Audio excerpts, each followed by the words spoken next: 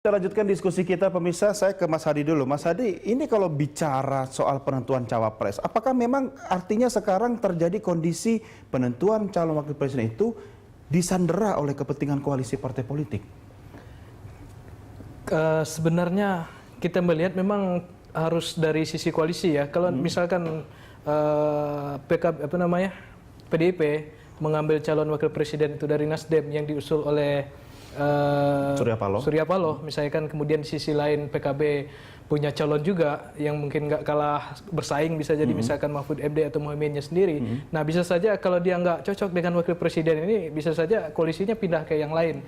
Jadi di sini faktor koalisi juga menentukan. Jadi dia koalisi dengan siapa, nanti ada koalisi yang keluar, ada koalisi yang... Tapi PDIP kan sudah mengatakan akan mengadakan koalisi terbatas, artinya tidak dengan banyak partai. Bisa saja koalisi terbatas di sini, bisa saja dengan yang paling memungkinkan, kita lihat dari simulasi yang paling memungkin itu adalah Nasdem, PKB, kemudian kemungkinan besar PAN bisa masuk, bisa jadi. Tapi masih dalam proses pembicaraan yang matang, karena sebelum pemilihan legislatif kan pernah muncul wacana mau dipasangkan antara, ada istilah waktu itu Johar, Jokowi, Hatta, kemudian ada juga istilah dengan Prabowo, Hatta, misalnya kan jadi dua. Jadi PAN kemungkinan besar akan masuk kedua wilayah ini.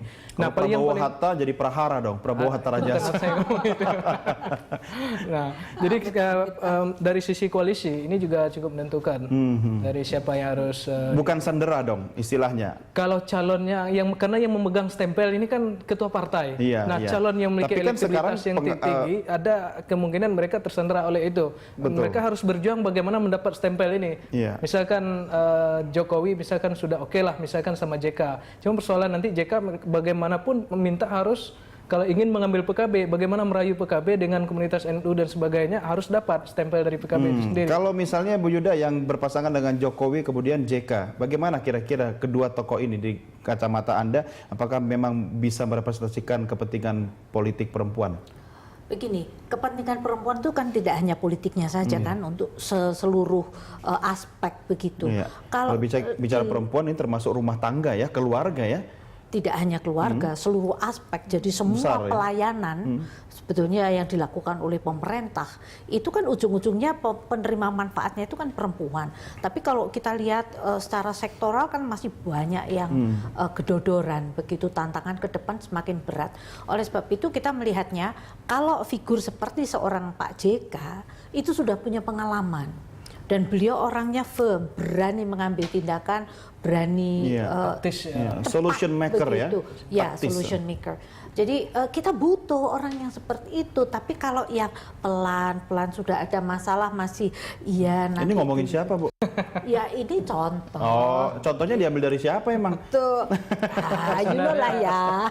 Kalau melihat dari figur Jokowi, memang dibutuhkan seorang pekerja, figur pekerja. Kalau masalah umur seperti disampaikan oleh dari Sugeng Sindikat tadi, memang masalah umur tidak jadi persoalan. Yang paling penting ini adalah bagaimana Jokowi ini didampingi oleh orang yang benar-benar pekerja dan bisa masuk ke semua komunitas. Mas Ridho, kalau chemistry-nya misalnya Jokowi dan JK itu sudah dapat, kemudian kalau faktor usia tidak ada masalah. Kalau Mas Ridho sendiri melihat apakah sosok JK itu adalah orang yang mampu menjadi RI 2? Jangan-jangan nanti berita-berita tentang the real presiden di zaman SBY JK itu bisa muncul lagi di zaman Jokowi JK. Ya, memang salah satu pertimbangan dan analis-analis dari luar memang seperti itu. Tapi paling tidak ketika nahkodanya berganti itu kan berbeda.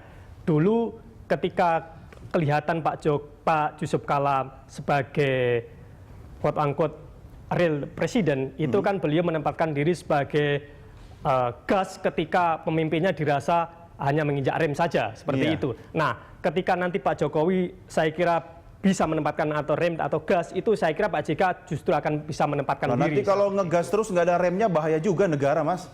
Ya, saya kira tidak. Saya kira Pak JK akan mengetahui proporsi beliau sebagai wakil presiden dan Pak Jokowi sebagai presiden. Seperti itu.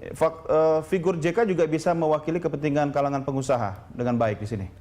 Kalau melihat Pak JK kan selama ini latar belakang beliau adalah pengusaha, saya kira juga bisa untuk merepresentasikan itu. Tetapi kalau melihat dari rekam jejak yang selama ini kita lihat dari 2004-2009, Pak Yusuf Kala termasuk salah satu wakil presiden yang bisa dikatakan sukses seperti itu. Oke. Baik, Mas Ridho, Mas Hadi dan Bu Yuda, kita break lagi. Kita akan lanjutkan di segmen berikutnya. Pemirsa tetap bersama kami segera kembali sesaat lagi.